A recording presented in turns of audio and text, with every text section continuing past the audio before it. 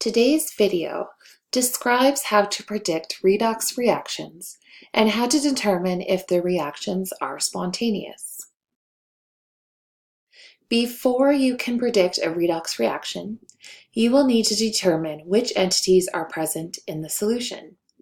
Be sure to consult with the solubility table and follow the rules for dissociation and ionization in water.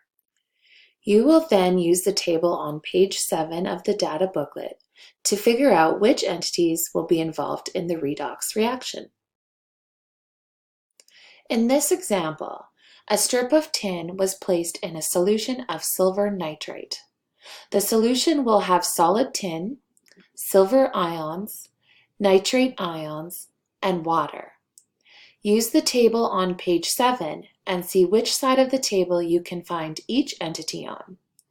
You should be able to find solid tin on the right side, which means that it is a reducing agent. Silver ions will be on the left side, so it is an oxidizing agent. Water is on both sides, so it can be an oxidizing agent or a reducing agent. In step 2, we determine which of the entities is the strongest reducing agent by seeing which of the reducing agents is lower on the table. We can also determine which of the entities is the strongest oxidizing agent by checking which oxidizing agent is highest on the table. The strongest oxidizing agent and strongest reducing agent are the only entities involved in the redox reaction. Using the half reactions from the data booklet, write the half reactions from the strongest oxidizing agent and strongest reducing agent. Balance the electrons from the two half reactions to write the net ionic equation. In step 5, you can predict if the reaction is spontaneous by locating the strongest oxidizing agent and strongest reducing agent on the data table.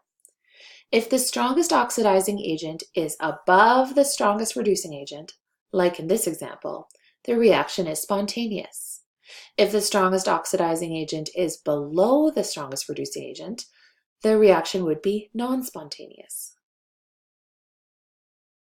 This example follows the same 5 steps, but is more complicated because there are more entities involved. Tin 2-bromide and acidified sodium dichromate solutions are combined. There would be tin ions, bromide ions, hydrogen ions, because the solution is acidified, sodium ions, dichromate ions, and finally water, because these are solutions. Each entity is located on the data table to determine if it is an oxidizing agent, reducing agent, or both. The strongest oxidizing agent is identified by choosing dichromate and hydrogen. Because these are together in the data booklet's half reaction, they are both the strongest oxidizing agents. Tin ions are the strongest reducing agent. Write out the half reactions for the strongest oxidizing agent and strongest reducing agent. Balance the electrons in the half reactions by multiplying the oxidation half reaction by 3. Combine the two half reactions.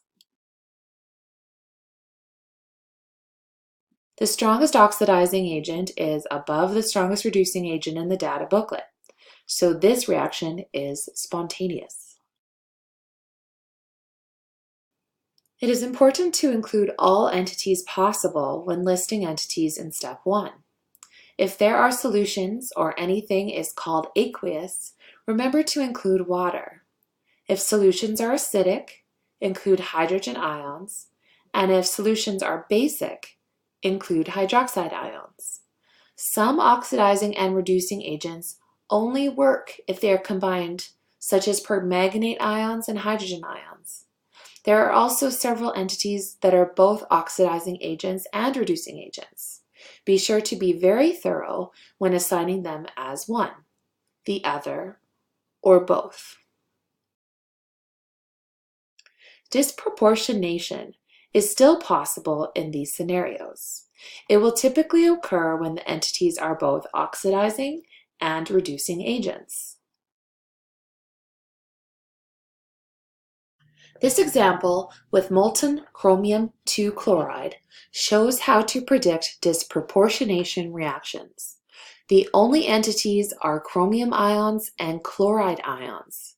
Because the solution is not aqueous, the chromium ions are both the strongest oxidizing and strongest reducing agent. Write the half reactions from the data booklet. Here, the electrons from the two half reactions are balanced, and then the reactions are combined. The oxidizing agent is below the reducing agent in this case, so the reaction is not spontaneous.